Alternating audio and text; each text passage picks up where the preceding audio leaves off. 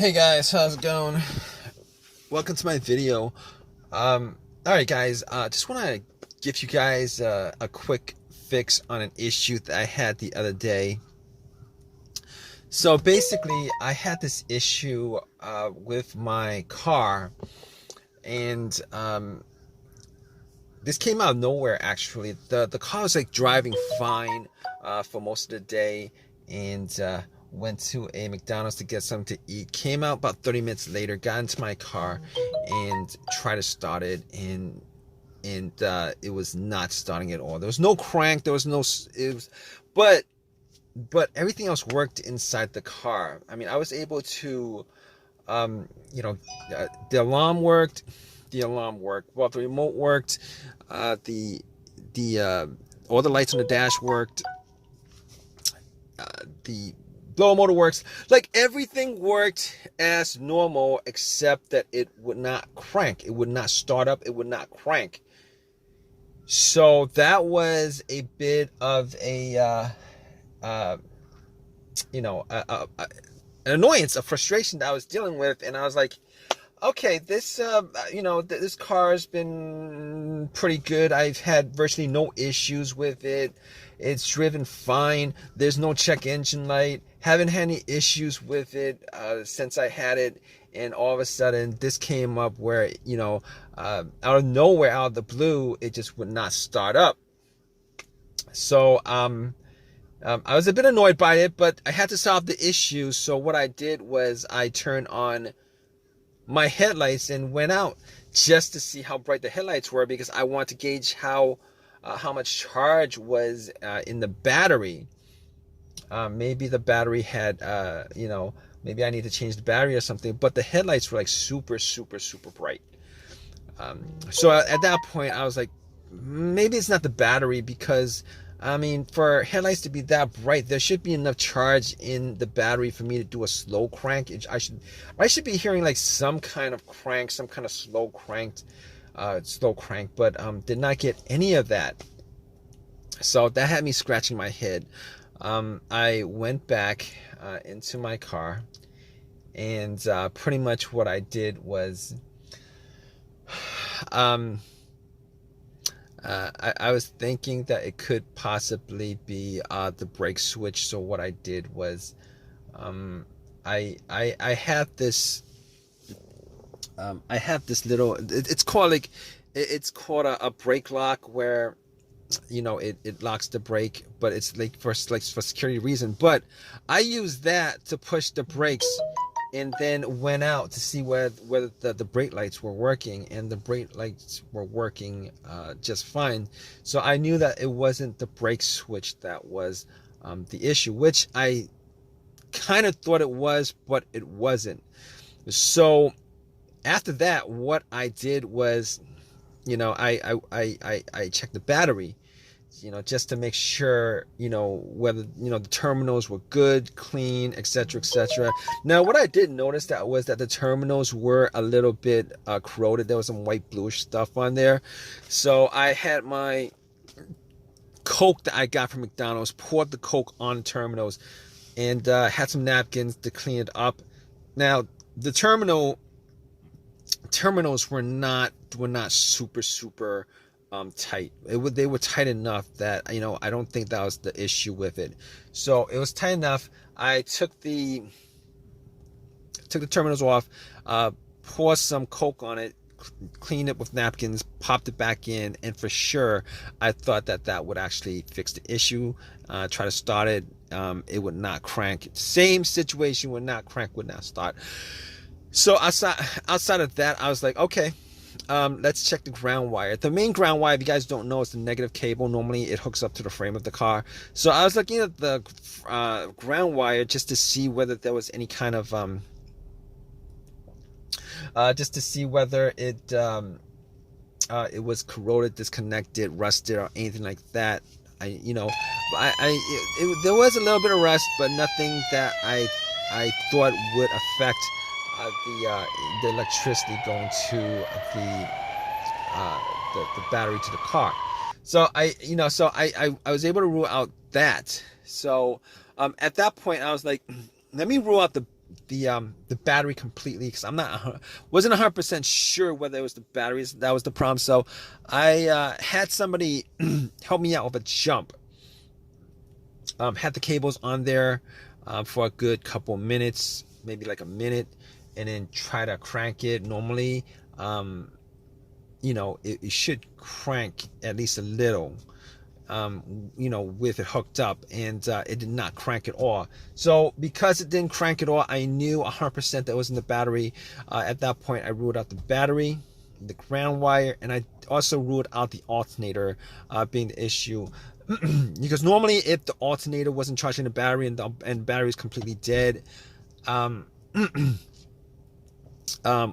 the test for the alternator is if you put wires to the terminals, it should jump the alternator and then have and then it should at least crank up. And once you take the cables off, the car would die. So at that point, I could rule out the alternator. I could rule out all those things at that point.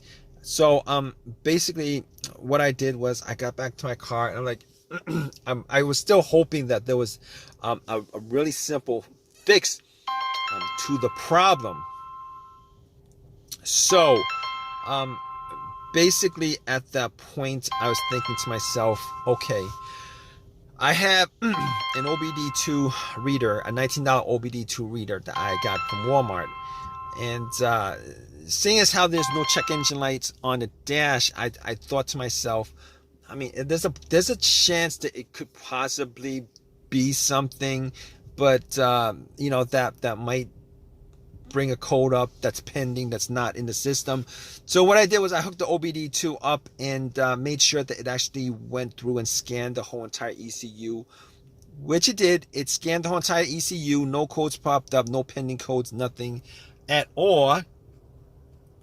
And at that point, I was ruling, as many things out as I could. And at that point, I ruled that out. Okay, so after that, I was thinking to myself, there's a couple other things it could be. It could possibly be the fuses or the relays. All right, so I got to the box where the fuses and relays are and checked out all the fuses just to make sure that there were no blown fuses or anything like that. And checked out to see whether there was any kind of brownish tint on any of the top of the fuses. There was none. Didn't smell anything that was burnt. And then I recalled that there were two situations where I've experienced where the fuses caused my car not to start, and this was cars that I've had previously.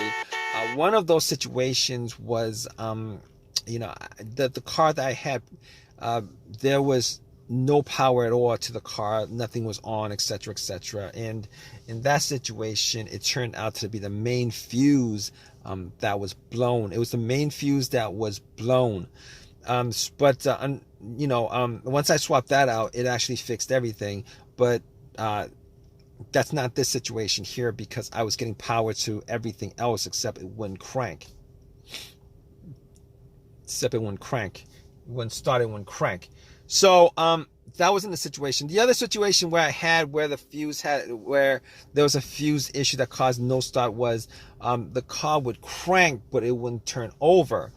It would crank but it wouldn't turn over, and that fuse turned out to be either the CPU, the fuse to the CPU, or the fuse to the fuel pump. Now that unfortunately wasn't the quick fix for this car, because there's no cranking. This car is not cranking. It's not cranking at all.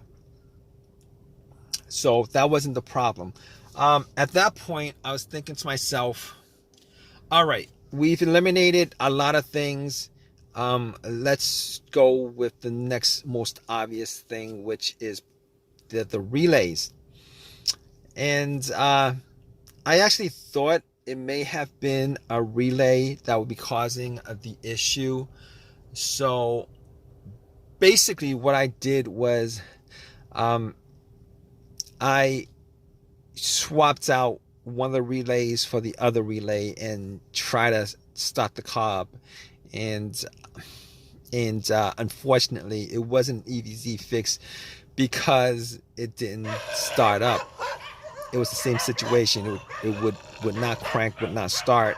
And at that point, I knew that it wasn't the relay that was the cause of this issue. So basically, at that point, I thought to myself, okay, it was probably a couple of things. Could be the key fob or the starter. Now, I didn't think it was the starter because I had the starter changed up about 1.5 years ago. Kind of pretty much had the same, all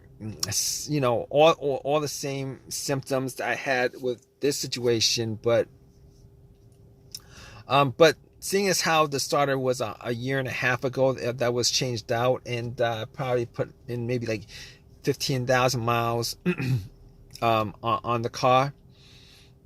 It wasn't the first thing that popped up, and it wasn't the second thing that popped up. It was, so I pretty much eliminated to the starter, had the car towed back to my house, and once I got there, I redid all the I pretty much redid all the went through everything, the fuses, the relays again, double checked the battery, charged it up overnight, etc., etc. None of that was the issue. So at that point, I thought it was, it was probably the starter. So I got to the starter and did a direct jolt to it, where I actually put the positive of the battery, got another wire, put a positive of the battery to the, and try to jump the starter, and the starter was completely dead, would not jump. At that point, I knew like 99% was the starter. Took it out, went to AutoZone, had them tested it, and it was definitely the starter that was the problem. And because the starter was warranted had a lifetime warranty on it, got another free starter, popped it in, and it worked. And it's been working ever since. So if you guys are stuck in this situation where you guys are looking for a fix for it, there's a good chance that probably one of the things that I went through in this video could possibly fix your situation. Hopefully it's not the starter where you're stranded until you get the starter changed up. Anyway, if this has helped you guys out anyway, please leave give me a positive feedback. Please subscribe. Please comment if you guys have any comment on this video. All right, guys, take care.